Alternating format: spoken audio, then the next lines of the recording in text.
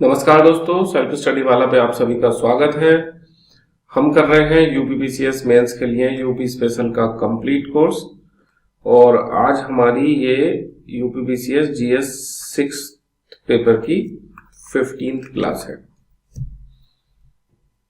अभी भी साउंड में आपको थोड़ा इशू हो सकता है गले में खराबी होने की वजह से, लेकिन उम्मीद है आप इतना एडजस्ट करेंगे और इतना तो क्लास की क्लैरिटी रहेगी कि आपको समझ में आ जाए। पिछली 1-2 क्लासेस में वॉइस का इशू है तो आप थोड़ा सा मैनेज कर लेना, ठीक। मेन बात यह है कि फिर और 1-2 दिन की छुट्टी होती है तो क्लास ना जाने से अच्छा तो है कि क्लास जाए ना। तो हिंदी इंग्लिश दोनों लैंग्वेज में हम ये कर रहे हैं, इस बुक पे बेस्ड है। यह हमारा एक ब्रीफ इंट्रोडक्शन है, इसको आप दे सकते हो। तो अपन सीधा चलते हैं। अपन पढ़ रहे थे सोइल, है ना। तो soil of UP, types of ये हमने पढ़ लिए, प्रॉब्लम हमने पढ़ ली। डन। यहां तक अपन लोग देख चुके हैं कि उत्तर प्रदेश में सोइल में क्या समस्या है। दोनों में हमने बढ़िया सा मैप भी देख लिया, कहाँ कौन सी मिट्टी मिल रही है ये भी देख लिया और किस तरह की समस्या है वो भी देख लिया। अब सोइल का सिग्निफिकेंस क्या है, तो आप ऐसे सोचो, अभी हमने हटा दिया उसको। आपने अभी तक हमने इतना यूपी स्पेशल पढ़ लिया, तो सोइल अलग अलग तरह की होगी तो क्या होगा, इकोनॉमिक बेनिफिट होंगे, रॉ मटेरियल मिलेगा अलग अलग इंडस्ट्री के लिए। भाई ब्लैक सोइल नहीं होती तो कॉटन नहीं मिलता, है ना। ऐसे बुंदेलखंड में रेड एंड येलो नहीं होती तो दलहन तिलहन नहीं मिलता। तराई वाली ना हो तो जूट नहीं मिलेगा। तो आप ये बताओ यहां से सोच के कि इसका तो सीधा सीधा हमें पता चल गया, सोइल के बेनिफिट इकोनॉमिक बेनिफिट है ना। इसके साथ साथ इकोनॉमिक बेनिफिट के साथ आप ये सोच के बताओ क्या न्यूट्रिशनल बेनिफिट नहीं है, पोषण नहीं मिल रहा हमको। दलहन तिलहन और कहीं पे गेहूं है, कहीं पे चावल है, शुगर केन है, तो उससे लोगों को क्या हो रहा है, कार्बोहाइड्रेट भी मिल जा रहा है, प्रोटीन भी मिल जा रहा है, फल और सब्जियां हो रहे हैं तो फाइबर मिल जा रहा है, मिनरल्स मिल जा रहे हैं। एक बैलेंस डाइट जो है वो बन पाती है क्योंकि यूपी में मिट्टी में विविधता है जिसकी वजह से फसलों में विविधता है। तो ये उसका इंपॉर्टेंस हो गया, है ना। तो ओवरऑल यूपी के डेवलपमेंट में उसका इंपॉर्टेंस है, उसके जीडीपी में बड़ा रोल है। उत्तर प्रदेश की जो बड़ी जनसंख्या है वो एग्रीकल्चर में लगी हुई है। डन। तो इस तरह के हमें सिग्निफिकेंस यूपी के हम आसानी से लिख लेंगे। आया भी इस पे बताया, एक बार भी क्वेश्चन नहीं है, क्वेश्चन तो हमने सिंपल बता दिया, सोइल इरोजन उत्तर प्रदेश, उसके कारण क्या है ये पूछा। ठीक। तो आप क्या क्या लिख सकते हो सिग्निफिकेंस अगर आ जाए तो। पहली बात तो जो सोइल है वो उत्तर प्रदेश में जो एग्रेरियन इकोनॉमी है सॉरी, जो कृषि आधारित अर्थव्यवस्था है उसकी आधारशिला है। अगर उपजाऊ मृदा ना हो तो क्या फिर उत्तर प्रदेश कृषि प्रधान राज्य बचेगा, या उसमें इतनी विविधता ना हो तो, है ना। तो ये पहला फायदा हमने देख लिया। दूसरा, agriculture productivity and food security. Alluvial soil 88% है, सबसे ज्यादा फर्टाइल सोइल मानी जाती है। उसी की वजह से तो हम में खाद्यान्न सुरक्षा है। उत्तर प्रदेश भारत का खाद्यान्न कटोरा है, तो ये फूड सिक्योरिटी है, सबसे बड़ी बात है ना। तो ये पहला पॉइंट बन गया।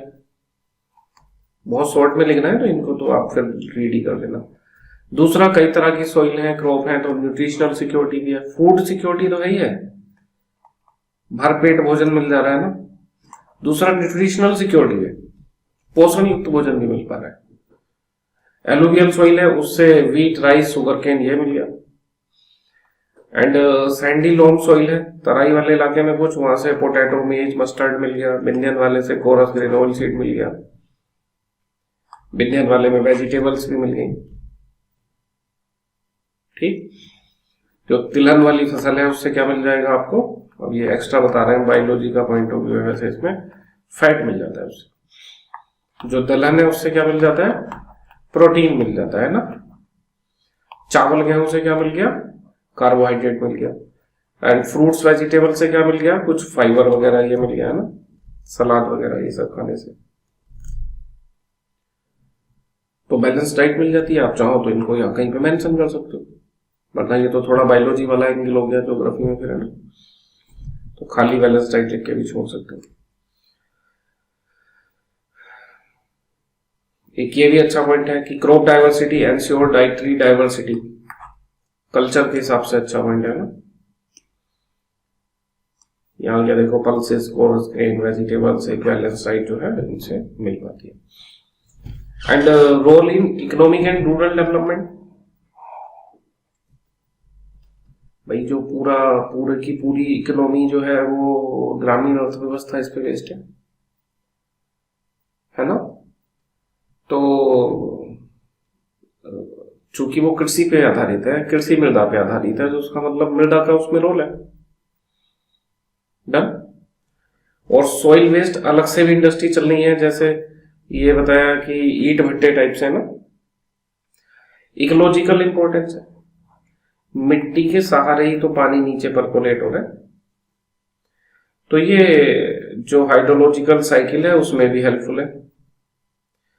इसमें पेड़ पौधे हो रहे हैं, उनकी जड़ें हैं नीचे, तो ये कार्बन सिक्वेस्ट्रेशन का काम भी करती है ना। मिट्टी के अंदर ना जाने कितने जीव जंतु रहते हैं, चूहा, केचुआ, सांप, ऐसे बिल बना के ना, तो ये बायोडाइवर्सिटी के लिए भी अच्छी है। ये सब इसके इकोलॉजिकल इंपॉर्टेंस हुए। डन। ग्राउंड वाटर रिचार्ज तो हमने देख लिया, इसी में इकोलॉजिकल वाले में आ गया ना। तो ये हमने कुछ ओवरऑल सिग्निफिकेंस देख लिया मिट्टी का। डायरेक्ट तो मे बी इस पे क्वेश्चन अभी ना आए। डायरेक्ट क्वेश्चन पता है कहाँ उम्मीद है अभी ज्यादा, सॉइल इरोजन तो पूछ लिया, एक तो पूरी प्रॉब्लम पूछी जा सकती है यूपी की सॉइल में, या फिर आ सकता है कि उत्तर प्रदेश में मृदा के प्रकार और उनकी उपयोगिता लिखी, तो वहां पे आप इन पॉइंट को डाल सकते हो उपयोगिता वाला। तो वहां तो देखो उपयोगिता वाला पॉइंट ऑलरेडी मेंशन है, अपने कल की क्लास में करा था, है ना। ये जो आपने लिखा है कौन सी प्रमुख फसलें हो रही हैं, प्रकार ही तो पढ़ रहे थे यहाँ पे कि कौन सी मिट्टी है, कितने क्षेत्रफल में है, कहाँ मिल रही है, कौन सा तत्व ज्यादा है, कौन सा कम है, तो ये उसका सिग्निफिकेंस है ना। तो आप ये टेबल, मतलब आंसर तो आप इस टेबल की फॉर्म में नहीं लिख सकते, वो अच्छा नहीं लगता ना। टेबल केवल जहां डिफरेंस पूछा जाए वहां बनानी चाहिए। आंसर ये याद रखने के लिए, आंसर तो आप ऐसे लिखोगे जलोढ़ मृदा, फिर उसमें ये सारी बातें एक एक पॉइंट बना के यहाँ पे लिख लोगे 5 पॉइंट, फिर दूसरी मृदा, फिर 5 पॉइंट, ऐसे, है ना।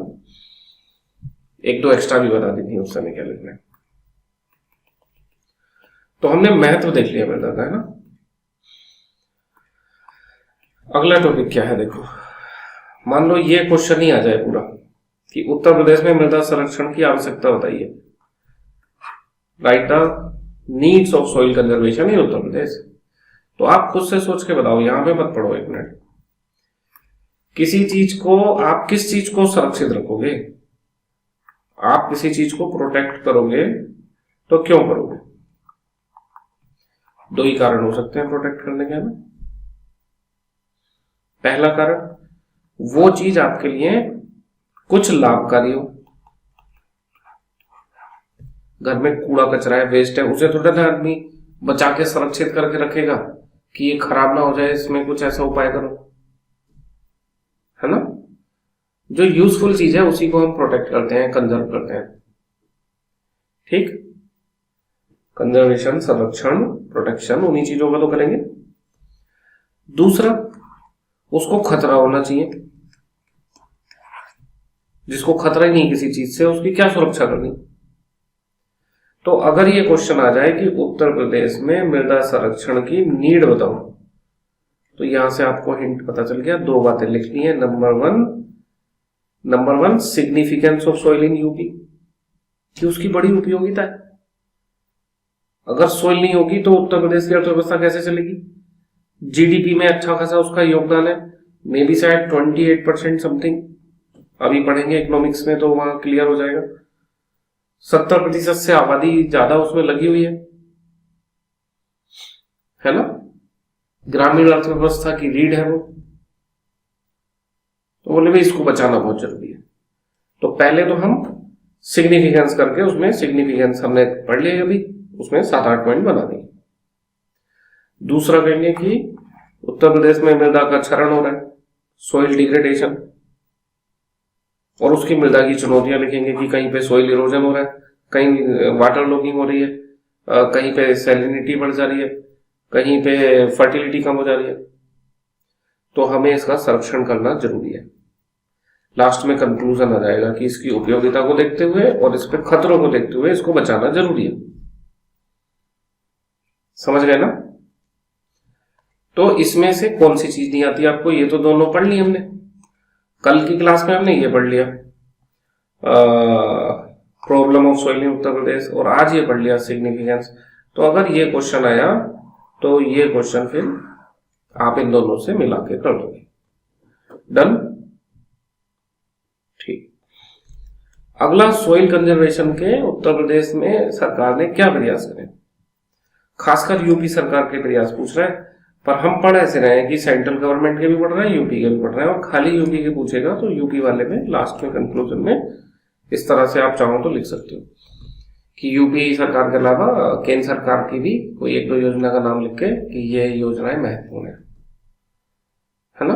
केंद्र सरकार की भी ये योजनाएं उत्तर प्रदेश में कुछ ऐसे लिख देना कि अच्छे से लागू की जा रही हैं, या इनका भी लाभ है या महत्वपूर्ण है, ऐसे आप कंक्लूड कर सकते हो। तो क्या क्या योजनाएं हैं सरकार की। अब देखो, जैसे ये भी सोइल कंजर्वेशन है तो इसमें क्या लगेगा, इंट्रोडक्शन, कंक्लूजन और सरकार की योजनाएं। अगर यूपी सरकार की पूछती है तो यूपी सरकार की योजनाएं हेडिंग डाल के उसमें पहली योजना, दूसरी योजना, तीसरी योजना। तो इंट्रोडक्शन क्या लिखें। कंजर्वेशन पूछा है, सोइल कंजर्वेशन, तो इंट्रोडक्शन क्या लिख सकते हैं, 2 तरह से लिख सकते हैं। या तो इसका सिग्निफिकेंस बताते हुए कि उत्तर प्रदेश का बड़ा मृदा का महत्व है, कृषि प्रधान राज्य है तो मृदा संरक्षण की आवश्यकता है, या चुनौतियां बताते हुए कि उत्तर प्रदेश में 15 लाख हेक्टेयर भूमि, सॉरी 15 लाख नहीं था, हाँ 15 लाख ही था, 1.5 मिलियन बोल सकते हैं, या 15 लाख, और उसको 9 मिलियन हेक्टेयर भूमि सोइल इरोजन का शिकार है। डेटा देखा था अभी कल वाली क्लास में ना। तो यहां मृदा संरक्षण की उपयोगिता है या आवश्यकता है। ठीक, ये वाला आएगा तो इसी में भी आप इंट्रोडक्शन ये यूज कर लोगे। हमने क्या बताया था, इंट्रोडक्शन याद करके नहीं जाना है, इंट्रोडक्शन बनाना सीख के जाना है। और जो फिक्स टॉपिक है आप उस पर घर पे बनाओगे तो वो सेम टू सेम आपको पेपर में याद आ जाएगा, लिख देना। फिर आइडिया सीख पकड़ना है आपने कि होता क्या है। तो हमारे हिसाब से इसमें ज्यादा सही इंट्रोडक्शन है कि हम इन दोनों को मिक्स कर दें कि उत्तर प्रदेश एक कृषि प्रधान राज्य है, किंतु water logging, soil erosion and इसकी फर्टिलिटी का कम होना इसके संरक्षण की आवश्यकता को दर्शाते हैं, है ना। और फिर सरकारी प्रयास हेडिंग डाल के यूपी के, और फिर पॉइंट वाइज लिखने शुरू कर देंगे। कंक्लूजन में क्या लिख देंगे, मोस्ट प्रोबेबल यूपी का ही पूछेगा कि उत्तर प्रदेश की उपरोक्त योजनाओं के अतिरिक्त केंद्र सरकार की योजनाओं को सही से लागू करने की आवश्यकता है ना, या उसके पूरक के तौर पे प्रयोग किया जा सकता है। वो आपकी मर्जी है, लैंग्वेज है वो, तो आप जो चूज करोगे उस हिसाब से आप लिख सकते हो। तो इंट्रो तो हमने आपको बता दिया भैया ना, देखो ये उसी हिसाब से लिखा हुआ है ना समस्या। या मिलियन हेक्टेयर लिखोगे तो 1.5 आएगा, और लाख हेक्टेयर लिखोगे तो 15 आएगा। तो इसमें कोई बड़ा कंफ्यूज होने की जरूरत नहीं है ना। कभी लगे कि यहाँ तो 9 लिखा है या 90 लिखा है, हिंदी मीडियम वालों के साथ भेदभाव हो रहा है ना, ऐसा कुछ भी नहीं है भाई, सेम चीज लिखी है ना। सेंट्रल गवर्नमेंट की इनिशिएटिव क्या क्या है देख ले रहे हैं, इसमें मुश्किल से काम आएंगे, क्योंकि हमें अभी तक जितने क्वेश्चन देखे हैं सब में यूपी गवर्नमेंट के इनिशिएटिव पूछ रहे हैं। तो देख लेते हैं क्या क्या।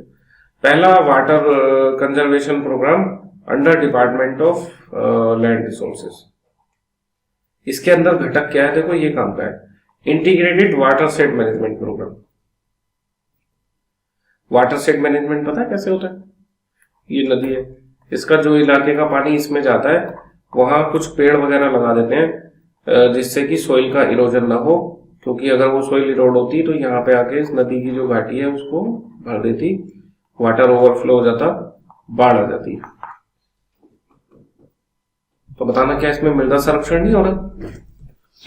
पेड़ लगा रहे हैं तो मृदा संरक्षण तो हो ही रहा है ना। तो एक ही हो गया integrated water set management program. प्रधानमंत्री कृषि सिंचाई योजना, इसमें आपने पढ़ा होगा हर खेत को पानी, पर ड्रॉप मोर क्रॉप। भाई ये कैसे मृदा संरक्षण कर रहा है? वाटर लॉगिंग नहीं हो रही, देख रहा था ना, हद से ज्यादा पानी दे रहे थे तो क्या हो जा रहा था, सोइल सैलिनिटी, लवणता बढ़ जा रही थी, है ना, लवणता छा रही था, फिर जिप्सम डाल के उसको सही करना पड़ रहा था। फिर से अच्छा तो खेत में पानी मत भरो ऐसे, ये पर ड्रॉप मोर क्रॉप वाला जो माइक्रो इरिगेशन है उसको यूज करना है ना। इरिगेशन का पूरा टॉपिक पढ़ चुके हैं पहले। फिर नमामि गंगे कार्यक्रम चल रहा है, ठीक है, national mission on clean Ganga, इसके तहत इसको चलाया जा रहा है। तो इसमें क्या कर रहे हैं, नदी के तट का स्थलीकरण कर रहे हैं, तो उसमें भी तो पेड़ लगा के कराया जाता है। आजकल तो आर्टिफिशियल उसकी सीट आ जाती है, वो भी है ना, नदी तट के संरक्षण के लिए बिछा देते हैं। जो उसका ट्रेडिशनल मेथड है वो है कि नदी किनारे पेड़ लगा दिए जाए, तो जो नदी का कटाव है वो कम हो जाता है, क्योंकि मिट्टी पेड़ों की जड़ों के साथ मजबूती से बंधी रहती है, वरना इरोजन जल्दी होता है। बाकी नेशनल एग्रो फॉरेस्ट्री पॉलिसी है, ये भी इरोजन को रोकती है, मृदा की उर्वरता को बढ़ाती है। इसमें फसल के साथ साथ पेड़ लगाए जाते हैं। एग्रो फॉरेस्ट्री हम पूरा पढ़ चुके हैं टॉपिक, अभी 2-3 दिन पहले की क्लास में। ट्री आउटसाइड फॉरेस्ट इंडिया, ये भी पढ़ चुके हैं ना, यूपी में इसको लागू किया गया है। ये सब सोइल इरोजन को रोक रहे हैं। National mission on sustainable agriculture, agriculture को सस्टेन करना है तो उसकी मृदा की उर्वरता बचानी पड़ेगी ना।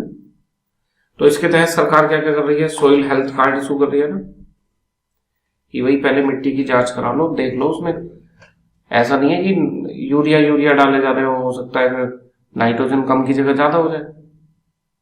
बताया, अति सर्वत्र वर्ज्यते, न कम अच्छा है न ज्यादा अच्छा है, जीवन का आनंद जो है वो संतुलन में है ना। बाकी ये national bureau for soil survey land use planning बनाया गया है। ये कैसे मदद कर देगा भाई जो मृदा की समस्याएं हैं उन्हें दूर करने। इसने ही तो हमको बताया कि भाई 90 लाख हेक्टेयर एरिया में मृदा अपरदन हो रहा है, सॉइल इरोजन हो रहा है, तो सरकार जाके जल्दी से फटाफट की कुछ करो, है ना। तो इस प्रकार से ये संस्थान मदद करते हैं। जब हमारे पास रिकॉर्ड ही नहीं होगा कि मृदा ये हो रहा है क्षरण या नहीं, तो हम सही कैसे करेंगे। कमी को स्वीकार करना पड़ेगा ना, उसको दूर करने से पहले। अगर हम मानेंगे ही नहीं तो हम सिर्फ सही करने का प्रयास क्या करें। बाकी राष्ट्रीय कृषि विकास योजना है, इसके तहत लैंड की लेवलिंग के लिए, है ना, और कंपोस्ट यूनिट लगाने के लिए, इन सब के लिए फंड वगैरह प्रोवाइड कराया जाता है। सेंट्रल गवर्नमेंट के ये प्रयास हमने देख लिए, हमें पता है ज्यादा काम के नहीं है, क्योंकि 5th और 6th पेपर में यूपी सरकार के प्रयास ज्यादा पूछ रहा है, तो ये काम के यहां से आगे के देखते हैं। तो उत्तर प्रदेश सरकार ने सोइल कंजर्वेशन के लिए अलग से डिपार्टमेंट बना रखा है। ये पहला प्रयास हो गया उत्तर प्रदेश सरकार का, मंत्रालय हो गया या ना, स्टेट के लेवल पे मिनिस्ट्री को क्या बोल दे रहे हैं, ये डिपार्टमेंट। तो ये बड़ी बात है, सोइल कंजर्वेशन डिपार्टमेंट यूपी, ठीक। और मेनली कहां वर्क कर रहा है, बुंदेलखंड, विंध्यन और तराई रीजन में, मतलब वाटर लॉगिंग वाले इलाकों में और सोइल इरोजन वाले इलाकों में। दूसरा, जो रे है या ऊसर लैंड है, रे है, कल्लर, ऊसर लैंड कैसे बनता था बताए, पानी ज्यादा ऊपर आता था और वो सोलेबल फॉल्ट ऊपर जमा हो जाते थे, फिर जो भी सोलेबल सोल्ट थे पानी में वो ऊपर जमा रहते थे। सैलिनिटी, अल्कलिनिटी, है ना। क्या पड़ा था, लवणता क्षारीयता। तो उसके लिए प्रोग्राम चल रहा है वर्ल्ड बैंक की मदद से 1950 से। इसमें क्या कर रहे हैं ये, आपको पता ही है क्या मिलाते हैं, बताया था जिप्सम है ना, देखो जिप्सम का प्रयोग कर रहे हैं। लीचिंग एवं निकासी प्रणाली से लवणीयता घटा रहे हैं। यहाँ पर जमने से हुआ है ना समस्या, तो पानी घुल के ऊपर आ गए, तो पानी नीचे जाएगा तो घुल के वापस नीचे चले जाएंगे। तो लीचिंग के माध्यम से या जिप्सम मिला के इस तरह से इन्हें यूज करा जा रहा है। जरूरी नहीं है आप 3 लिखो, आपने वही तो बताना है मेथड, आप 2 बता दो, जिप्सम लीचिंग बस। एकेसिया और ये सब बताना चाहो तो बता दो, वरना आप छोड़ भी सकते हो। इतना स्पेस का होता है मेंस में लिखने के लिए। बाकी उत्तर प्रदेश सरकार ने 2 बातें हमने पढ़ ली। तीसरा हो गया बुंदेलखंड स्पेशल पैकेज चला रखा है सोइल एंड वाटर कंजर्वेशन का,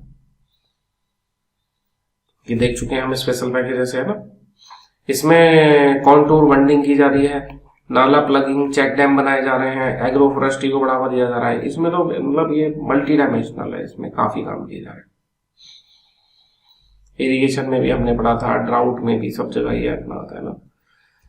फिर बुंदेलखंड में ग्रीन मिशन है, नाम से पता चल रहा है ना, पेड़ पौधे लगाए जा रहे होंगे। मृदा अपरदन कैसे रुकेगा ये मत पूछना, पेड़ लगाएंगे तो सोइल इरोजन तो अपने आप ही रुक जाता है, मिट्टी बंधी रहती है ना जड़ से, फिर पानी के साथ बहती नहीं, हवा के साथ उड़ती नहीं, तो टॉप सोइल जो है टॉप लेयर वाली वो बनी रहेगी, तो अपने आप ये ठीक रहेगा। ठीक है, इसके अलावा UP participatory water set development project, जनता की मदद लेते हुए, सेम वही है वाटर सेट डेवलपमेंट अभी बताएगा। नदी का जो कैचमेंट एरिया है उसमें पेड़ पौधे लगा देना, तो इसको यूपी पार्टिसिपेटरी, चूंकि भागीदार बनाया जा रहा है कम्युनिटी को, इसलिए। स्टेट लेवल पे सोइल हेल्थ कार्ड प्रोग्राम, वही सेंटर लेवल वाला जो है उसको स्टेट लेवल पे किस तरह से इंप्लीमेंट करा जा रहा है। 3 करोड़ से ज्यादा सोइल हेल्थ कार्ड बांटे जा चुके हैं।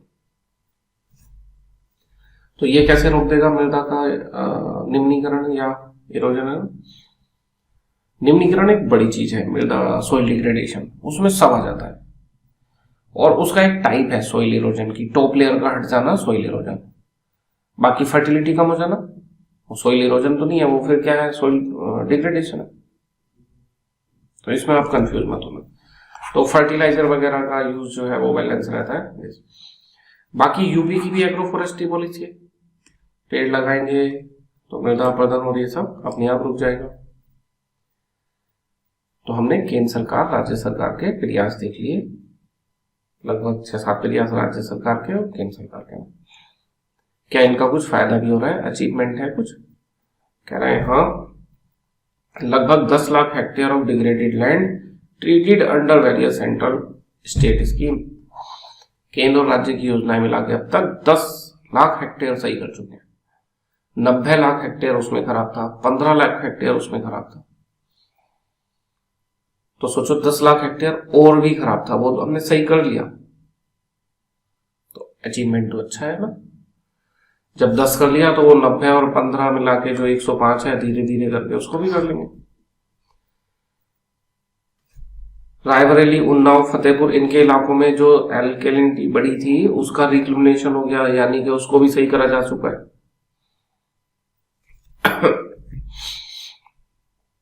सोइल टेस्टिंग के इंफ्रास्ट्रक्चर बनाए गए हैं, ठीक। Water set structure in Bundelkhand, increase water retention, ये जो वाटर सेट बताया था डेवलपमेंट प्रोग्राम है, तो उससे भी बेनिफिट हो रहे हैं। ठीक है, तो सरकारी प्रयास काम में आ रहे हैं। ठीक है, इतने से ही काम चल जाता है। चूंकि अभी हमने बताया ना यूपीपीसीएस में एक तो कम शब्द के क्वेश्चन आंसर है 125 और 200, आईएएस में 200 और 250 है ना। तो वो डिपेंड करता है, सॉरी 200-250 नहीं है, 200 के कभी कभी आ जाते हैं जब 12.5 नंबर में आता है। आईएएस में ऐसे होता है 150 के 10, 150 शब्द वाले 10 नंबर के, और 250 शब्द वाले 10, ये 15 नंबर का। ठीक, तो 150 इनके और 100 इनके, 250 नंबर का आपका पेपर बन गया। लेकिन कभी कभी ऐसे होता है कि 150 एंड 250 वाले ना देके 20 के 20 जो है वो 12.5 नंबर के क्वेश्चन लेती है, 20 के 20, तब भी 250 नंबर का पेपर बनता है। तो आईएएस में ऐसे क्वेश्चन आते हैं कुल मिला के 150 शब्द, 200 शब्द और 250। तो वो मिक्स करके 3-4 डायमेंशन एक साथ पूछ लेता है। यूपी में 125 शब्द हैं और क्वेश्चन अभी सीधे सपाट आ रहे हैं। धीरे धीरे जब क्वेश्चन पूछ लिए जाएंगे तो रिपीट तो कर नहीं सकते हर बार क्वेश्चन, अब बार बार प्रयागराज का ही धार्मिक सांस्कृतिक मैथ पूछते रहेंगे तो फिर लोग मजाक नहीं बनाएंगे आयोग की कि इन पे क्वेश्चन ही नहीं बनने। तब फिर बनाएंगे नए नए क्वेश्चन 2-2 डायमेंशन मिला के, है ना। तो फ्यूचर में ये सब चीजें आ सकती हैं। चैलेंजेस क्या हैं फिर उसमें पे फॉरवर्ड की सब, है ना। अचीवमेंट भी बताइए ये सब। तो चैलेंजेस तो हमने प्रॉब्लम वाले में पढ़ लिए हैं ना। वे फॉरवर्ड थोड़ा सा देख ले रहे हैं अच्छे से कि सरकारी प्रयास के अलग आप और अन्य उपाय सुझाना चाहते हो तो क्या। तो पहला है उसमें इंटीग्रेटेड सॉइल मैनेजमेंट। जब भी ये शब्द आ जाए ना इंटीग्रेटेड, मतलब सारे प्रयास इकट्ठे लगाओ, साम दाम दंड भेद जो भी कर सकते हो, बड़ी अच्छी टर्म है। जैसे इंटीग्रेटेड सॉइल मैनेजमेंट कैसे समझो, एक मिनट, कुछ तो पिछले पेज पे था। जैसे कुछ फिजिकल मेथड है सॉइल की जो प्रोडक्टिविटी है उसको प्रोटेक्ट करने के। जैसे ये ढाल है तो आप ढाल पे ऐसे जुताई मत करो, ऐसे जुताई करो, है ना। टेरेस फार्मिंग करो यहाँ पे। दूसरा, ये कैसे मेथड है, फिजिकल मेथड है, इनमें हम कोई केमिकल यूज नहीं कर रहे। दूसरा कि जिप्सम का यूज करो, लाइम का यूज करो, ये केमिकल मेथड हो गए। और बायोलॉजिकल खाद का यूज करो, ग्रीन मैन्योर का यूज करो, ये कैसे मेथड हो गए, ऑर्गेनिक। तो हमें एक बार में एक ही मेथड लगाना चाहिए या जरूरत पड़े तो तीनों लगा देने चाहिए अगर जरूरत हो तो, है ना। जिप्सम ऐसे थोड़ा ना है कि लगा देंगे जब उसमें सैलाइट सॉइल होगी तभी यूज करेंगे। डन। तो ये है इंटीग्रेटेड सॉइल मैनेजमेंट को सरकार को बढ़ावा देना चाहिए। फिजिकल, केमिकल, बायोलॉजिकल सभी मेथड को इंटीग्रेटेड वे में यूज करना चाहिए। फार्मर की अवेयरनेस बढ़ानी चाहिए, है ना। कि जो कृषि विज्ञान केंद्र है उनके माध्यम से, रेडियो के माध्यम से, टीवी, सोशल मीडिया, इनके माध्यम से किसान को समझाया जाए कि मृदा की उर्वरता पे कि क्या किन चीजों का प्रभाव पड़ रहा है, कैसे कम हो रही है, कैसे बढ़ाया जा सकता है, कितनी वो आवश्यक है ना। क्रॉप रोटेशन जरूरी है तो फिर उसका प्रचार करो कि वो जरूरी है ना। जैसे कि इलेक्शन में प्रचार किया जाता है अपने कैंडिडेट का, ऐसे सरकारी योजनाओं का भी तो प्रचार हो सकता है। इलेक्शन साल में एक बार हुआ तो अपना इलेक्शन का प्रचार कर लिया। बाकी पूरे साल नेताओं को क्या करना चाहिए, सांसद, विधायक, प्रधानमंत्री, मुख्यमंत्री को अपने अपने क्षेत्र में सरकारी योजनाओं का प्रचार करना चाहिए, जिससे जो जनता है उसको उनका लाभ मिल सके। और जिस व्यक्ति के लिए वो खासकर योजनाएं बनाई गई हैं उन तक जानकारी पहुंचे कि हमारे लिए ये योजना चली है ना। योजनाओं के इम्प्लीमेंटेशन में अभी मेजर कमी क्या है कि जो लाभार्थी व्यक्ति है उनमें से कुछ को पता ही नहीं चल पा रहा कि हमारे लिए ये योजना चली है। ये अवेयरनेस वाला कंपोनेंट जो है ये आप हमेशा वे फॉरवर्ड में सजेस्ट करो। ये हमारे यहाँ कमी है कि योजना, पॉलिसी ये सब तो बन जाती हैं लेकिन जो उसका लाभार्थी समूह है या जिसके लिए वो योजनाएं बनाई है वो उससे अवेयर नहीं है, उसको जानकारी नहीं है ना।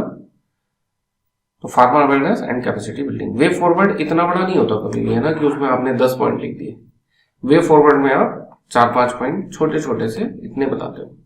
तो यहाँ ज्यादा है, इसमें से जो आपको सुटेबल लगे। जैसे आपने एक छोटा सा आप बता दोगे इंटीग्रेटेड सॉइल मैनेजमेंट, दूसरा बता दोगे farmer awareness and capacity building. तो 4-4 शब्द के छोटे छोटे स्टेटमेंट। एक तो आपने इतना बड़ा पूरा नहीं लिखना, बोले फिर नोट्स में पूरा क्यों दे रहे हो भाई, खाली इतना लिख के दे देंगे कि इंटीग्रेटेड सॉइल मैनेजमेंट, तो हो सकता है 2 महीने बाद नोट्स उठाओ तो समझ में ही ना आए इसका मतलब क्या है। तो हमारी तो मजबूरी है कि यहाँ डिफाइन करना पड़ेगा हमको कि इसका मतलब ये है, लेकिन इतना बड़ा पेपर में नहीं लिखना है। वहां आप खाली इंटीग्रेटेड सॉइल मैनेजमेंट लिख के आ जाओगे, आपका काम चल जाएगा। वे फॉर्म में छोटे छोटे 3-3, 4-4 शब्द के 3-4 लाइन बनानी है। डन। तो ये अच्छा पॉइंट है, ये भी अच्छा पॉइंट है। बाकी आप देखो ये लिख सकते हो organic farming, zero budget farming, natural farming, इन ये 7-8 तरह की फार्मिंग है ना जो कि फेमस हो रही है। खाली आपको में भी हो सकता है ऑर्गेनिक फार्मिंग बताओ। तो ये सब डिटेल में हम जीएस थर्ड में नहीं, जीएस फर्स्ट पेपर में ज्योग्राफी में कवर करेंगे, है ना। ज्योग्राफी में जब हम एग्रीकल्चर पढ़ेंगे, एग्रीकल्चर जीएस थर्ड पेपर में, इकोनॉमिक्स में भी है, वहां पे भी उसके क्वेश्चन बन सकते हैं।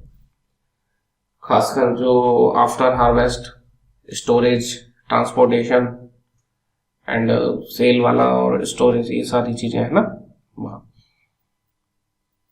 क्रॉप डाइवर्सिफिकेशन आप सजेस्ट कर सकते हो। वाटर सेट वेस्ट प्लानिंग तो चलो हो गया, इसको छोड़ दिया, ये एक अच्छा पॉइंट हो सकता है।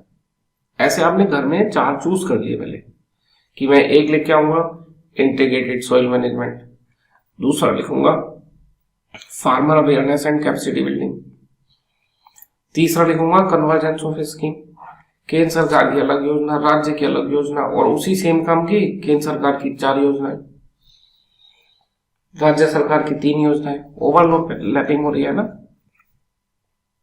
लाभ पता चला कि एक का भी नहीं मिला। ठीक, तो उसके लिए इनका कन्वर्जेंस कर देना चाहिए और एक प्रॉपर एक योजना आनी चाहिए कंप्रेहेंसिव, वो जो है। तो ये 4 पॉइंट आपने लिख दिए, आपका वे फॉरवर्ड हो गया। ठीक, ये भी एक अच्छा पॉइंट है, ये भी आप वे फॉरवर्ड में डाल देना 5 पॉइंट के लिए। लोकल इंस्टीट्यूट जो पंचायती राज है, जो फार्मर प्रोड्यूसर ऑर्गेनाइजेशन है, सेल्फ हेल्प ग्रुप है, इनको मजबूत करना चाहिए ना। डन। तो आप इस तरह से करके हमने 2 बातें देख ली, 3 पॉइंट बल्कि हमने देख लिए कि सिग्निफिकेंस क्या है, उत्तर प्रदेश में सॉइल का क्या सिग्निफिकेंस है। दूसरे नंबर पे हमने देख लिया कि उत्तर प्रदेश में सॉइल कंजर्वेशन की नीड क्या है, तो उसमें बेसिकली प्रॉब्लम और सिग्निफिकेंस लिख के बता देंगे कि मैथ बहुत ज्यादा है और समस्याएं भी ज्यादा है, तो भाई संरक्षण की आवश्यकता है। तो सरकार ने क्या करा है, तो सेंट्रल गवर्नमेंट के एफर्ट देख लिए और स्टेट गवर्नमेंट के एफर्ट देख लिए। डन। अब देखो इस सॉइल इरोजन वाला टॉपिक बचा है और लगभग आधे घंटे का ही वो टॉपिक है। तो प्लान तो था हमारा कि हम इस क्लास में उसको निपटा लें, बट अभी आवाज जो है वो इतनी परमिशन नहीं दे रही है ना, ज्यादा बोलने से इस पे कुछ और वो इशू आ जा रहा है। तो वो हम अपनी नेक्स्ट क्लास में करते हैं। ठीक, अगली क्लास में अपना ये टॉपिक कंप्लीट हो जाएगा। और आपको बता दिया कि बिल्कुल ऐसे चिंता मत करो कि लेक्चर कंप्लीट होंगे नहीं होंगे, 20 से 25 दिन भी रेगुलर पढ़ा दिया तो ऐसे सिलेबस जाएगा आपका कि फटाफट से पूरा हो जाएगा, है ना। तो हम इसे जल्दी से जल्दी पूरा करते हैं। आज इस वीडियो में इतना ही। जय हिंद, जय भारत।